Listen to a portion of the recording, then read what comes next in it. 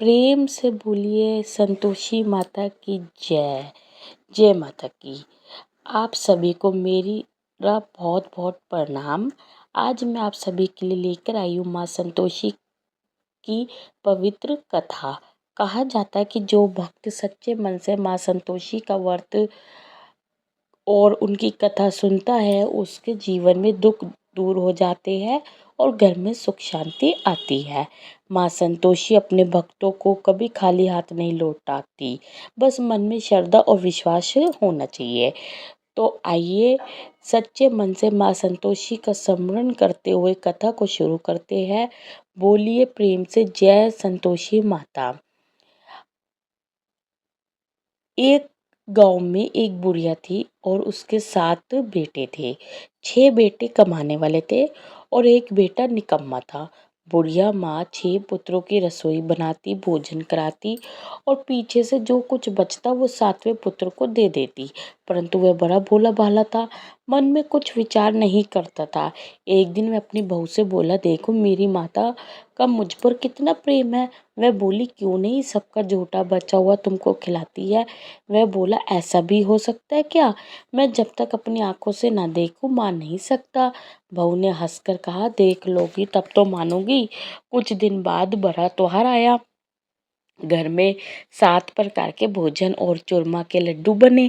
वह जांचने को सर के दर्द का बहाना कर पतला कपड़ा सिर पर ओढ़कर रसोई में सो गया और कपड़े में से सब देखता रहा। 6 भाई भोजन करने आए। उसने देखा माँ ने उनके लिए सुंदर सुंदर आसन बिछाए, 7 प्रकार की रसोई परोसी। वह आग्रह करके जी माती रही। वह देखता रहे। 6 भाई भोजन करके उठे, तब माँ ने उनकी झूठी थालियों में से लड्डुओं के टुकड़ों को उठाया और एक लड्डू बनाया। झूठ साफ करके बुढ़िया माँ ने पुकारा, उठ बेटा, 6 भाई भोजन कर गए, अब तू ही बेटा बाकी है, उठ, और तू कब खाएगा? वह कहने लगा, माँ मुझे भोजन नहीं करना, मैं परदेश जा रहा हूँ। माता के कहा, कल जाता तो आज ही जा। वह बोला, हाँ हाँ आज ही जा रहा हूँ। यह सुनकर वह घर से निकल गया। चलते समय उसे बहू की याद आई। वह गौशाला में कंडे थाप रही थी। वह उसे जाकर बोला कि मेरे पास तो कुछ नहीं है, ये अंगूठी है सो ले लो और अपनी कुछ निशानी मुझे दे दो। वह बोली कि मेरे पास क्या है, ये गोबर भरा हाथ है। यह कहकर उसकी पीठ पर गोबर के हाथ की थाप मार दी और वह चल दिया। चलते चलते दूर देश में पहुंचा। वहां पर एक साहूकार की दुकान थी। वहां जाकर बोला, भाई मुझे नौकरी पर रख लो। साहूकार को नौकरी की जरूरत थी। नौकर की साहूकार उससे बोला कि तू नौकरी पर रह जा। लड़के ने पूछा, तनख्वाह क्या रहेगी? साहूकार ने कहा, काम देखकर दाम मिलेगी। साहूकार की नौकरी मिल गई। वह सवेरे 6 बजे से रात के 12 बजे तक नौकरी करने लगा। कुछ दिनों में दुकान का लेन देन, हिसाब किताब, ग्राहकों को माल बेचना, सारा काम करने लगा। साहूकार के 7-8 नौकर थे। वे सब चक्कर खाने लगे कि यह नया नौकर बहुत होशियार बन गया है। सेठ ने भी काम देखा और 3 महीने के अंदर ही उसे मुनाफे का साझेदार बना लिया। 12 वर्ष में वह नामी से सेठ बन गया और मालिक सारा कारोबार उस पर छोड़कर बाहर चला गया। अब बहू पर क्या बीती यह सुनो। सास ससुर उसे देख दुख देने लगे। सारी गृहस्थी का काम करा के उसे लकड़ी लेने जंगल में भेजते। इस बीच घर की रोटियों के आटे से भी जो भूसी निकलती उसकी रोटी बनाकर रख दी जाती और फूटे नारियल की नरेली में पानी। इस तरह दिन बीतते रहे। एक दिन वह लकड़ी लेने जा रही थी कि रास्ते में बहुत सी स्त्रियां संतोषी माता का व्रत करती दिखाई दी। वह वहां खड़ी होकर कहने लगी, बहनों यह तुम किस देवता का व्रत करती हो और इसके करने से क्या फल होता है? इस व्रत के करने की क्या विधि है? यदि तुम अपने इस व्रत का विधान मुझे समझाकर कहोगी तो मैं तुम्हारा बड़ा एहसान मानूंगी। तब उनमें से एक स्त्री बोली, सुनो यह संतोषी माता का व्रत है। इसके करने से निर्धनता दरिद्रता का नाश होता है, लक्ष्मी आती है, मन की चिंताएं दूर होती है, घर में सुख होने से मन को प्रसन्नता और शांति मिलती है, निप्पू तरी को पुत्र मिलता है, प्रीतम बाहर गया हो तो शीघ्र आता है और कुंवारी कन्या को मनपसंद वर मिलता है। राजद्वार में बहुत दिनों से मुकदमा चलता हो तो वह भी खत्म होता है। कलह कलेश की निवृत्ति हो, सुख शांति हो, घर में धन जमा हो, पैसा जायदाद का लाभ हो और भी मन में जो कुछ कामना हो वो सब इस संतोषी माता जी की कृपा से पूरी होती है। स्त्री कहने लगी, सवा आने का गुरचना लेना, इच्छा हो तो 5.25 आने का लेना या 1.25 का बिल सहूलियत के अनुसार ही लेना, बिना परेशानी श्रद्धा और प्रेम से जितना भी बन सके 1.25 लेना। 1.25 पैसे से 5.25 आने तथा इससे भी ज्यादा शक्ति और भक्ति के अनुसार ही लेना।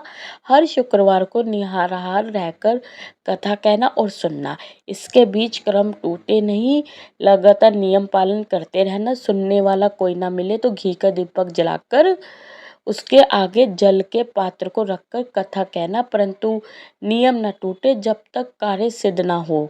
नियम पालन करना और कार्य सिद्ध हो जाने पर व्रत का उद्यापन करना। 3 महीने में माता फल पूरा करती, यदि किसी के खोटे ग्रह हो तो भी माता 1 वर्ष में अवश्य कार्य सिद्ध करती है। कार्य सिद्ध होने पर ही उद्यापन करना चाहिए, बीच में नहीं करना चाहिए।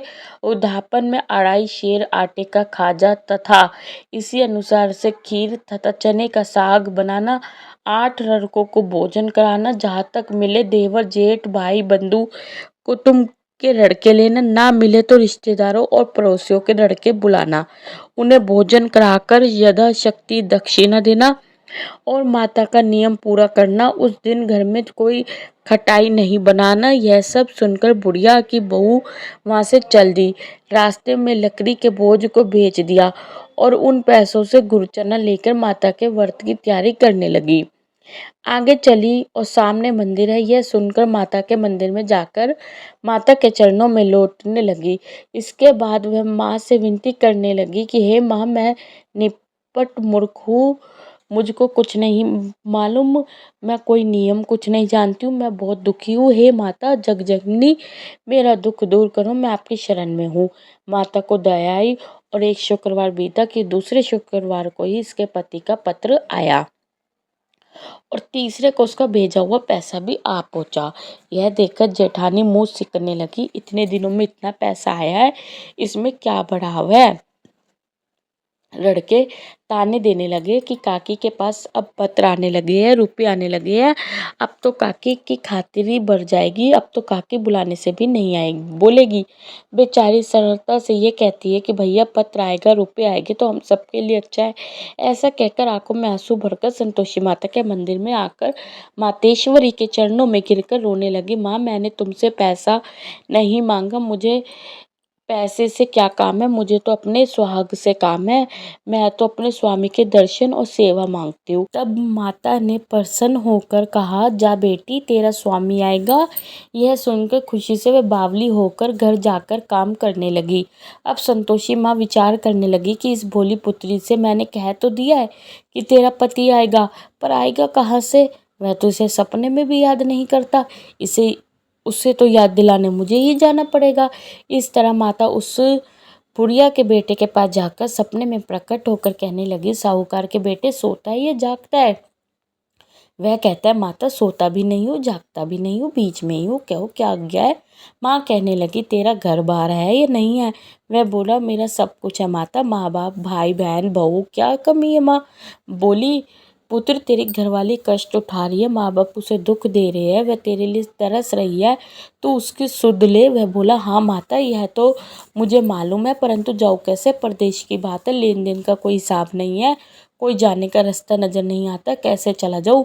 माँ कहने लगी, मेरी बात मान, सवेरे नहा धोकर संतोषी माता का नाम लेकर घी का दीपक जलाकर दंडवत कर दुकान पर जा बैठना, देखते देखते तेरा लेन देन चुक जाएगा, जमा माल बिक जाएगा, साझा होते होते धन का ढेर लग जाएगा। अब तो वह सवेरे बहुत ही जल्दी उठकर मित्र बंधु से अपने सपने की बात कहता है। वे सब उसकी बात अनसुनी करके खिल्ली उड़ाने लगे। कई सपने भी सच होते हैं। एक बूढ़ा बोला, देख भाई मेरी बात मान, इस तरह साथ झूठ कहने के बदले देवता ने जैसा ही कहा है वैसा ही करना, तेरा क्या जाता है।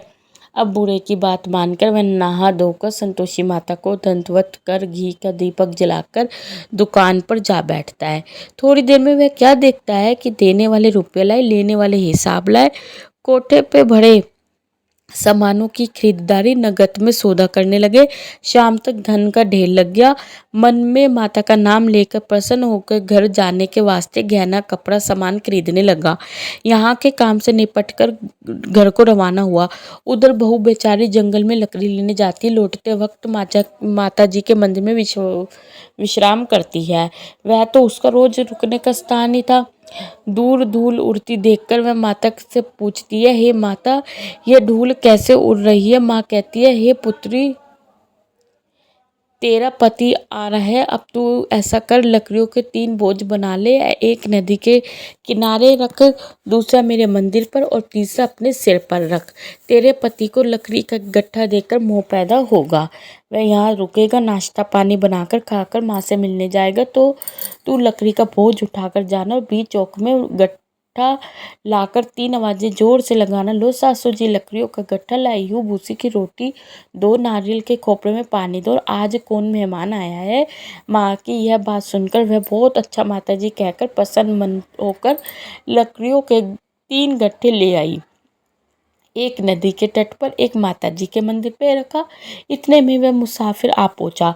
सूखी लकड़ी देखकर उसकी इच्छा हुई कि अब यहीं निवास करे और भोजन बनाकर खा पीकर गाँव जाए। इस प्रकार भोजन बनाकर विश्राम लेकर वह गाँव को गया। उसी समय बहू सिर पर लकड़ी का गट्ठा लिए आती है। उसे आंगन में डालकर जोर से 3 आवाजें देती है, लो सासू जी लकड़ी का गट्ठा लो, भूसी की रोटी दो, नारियल के खोपड़े में पानी दो, आज कौन आया है। यह सुनकर उनकी अपने दिए हुए कष्टों को बुलाने हेतु कहती है, बहू ऐसा क्यों कहती हो, तेरा मालिक ही तो आया है, बैठ मीठा भात खाकर कपड़े गहने पहन। इतने में आवाज सुनकर उसका स्वामी बाहर आता है और अंगूठी देकर व्याकुल हो जाता है। माँ से पूछता है, माँ यह कौन है। माँ कहती है, बेटा ये तेरी बहू है, आज 12 साल हो गए हैं जब से गया है, तब से ही सारे गांव में जानवर की तरह भटकती फिरती है, काम काज घर का कुछ करती नहीं है, 4 पैसे में आकर खा जाती है। अब तुझे देखकर भूसी की रोटी और नारियल के खोपड़े में पानी मांगती है। वह लज्जित होकर बोला, ठीक है माँ, मैंने इसे भी देखा है, तुम्हें भी, अब मुझे दूसरे घर की चाबी दो तो मैं उसमें रहूँगा। ठीक है बेटा, जैसी तेरी मर्जी। यह कहकर माँ ने चाबी का गुच्छा उसे दे दिया। उससे लेकर दूसरे कमरे को खोलकर सारा सामान जमाया और एक दिन में ही वह राजा के महल जैसा ठाट बाट बन गया। अब क्या था, वह सुख भोगने लगी। इतने में अगला शुक्रवार आया। उसने अपने पति से कहा, मुझे माता का उद्यापन करना है।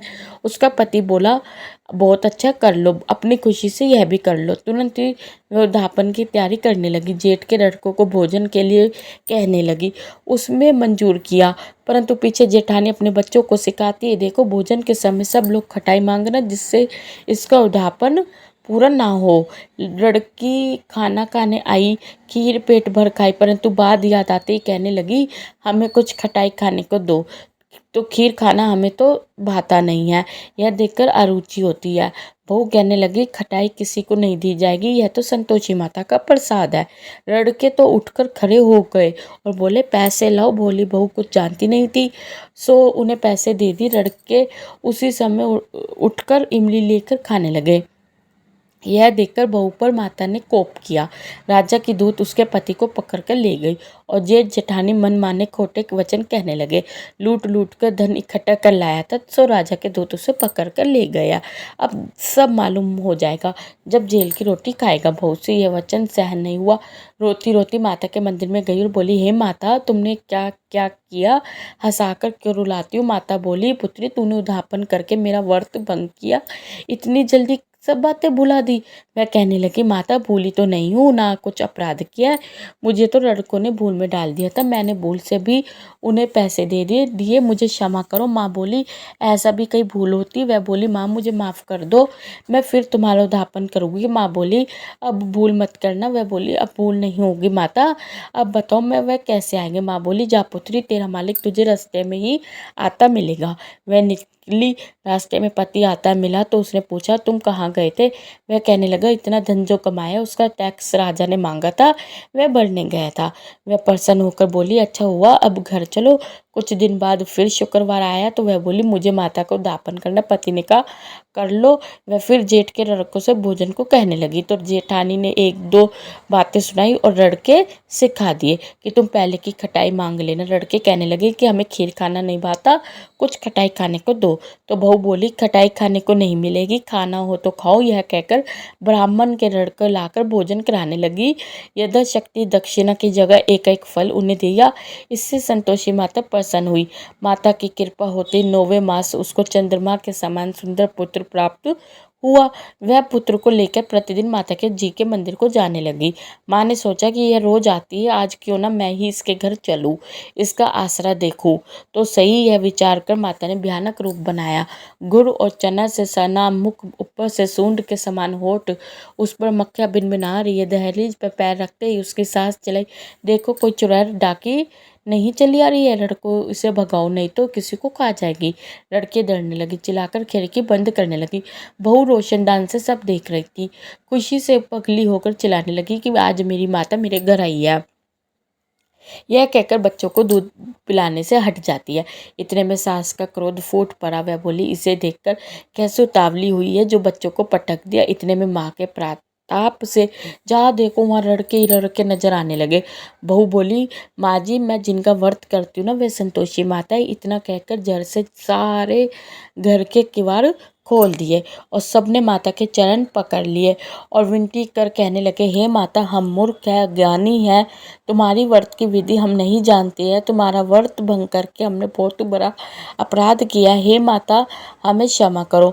माता को उन पे सब पे दया आती है और माता उन सबको क्षमा कर देती है। हे माता, बहू को जैसा फल दिया वैसा फल सबको देना। जो भी यह कथा पढ़ेगा, यह सुनेगा, उसके सभी मनोरथ पूर्ण हो गए। प्रेम से बोलिए, संतोषी माता की जय। इसी के साथ कथा संपूर्ण होती है। मिलते आपको दूसरी कथा के साथ। जब तक के लिए राधे राधे।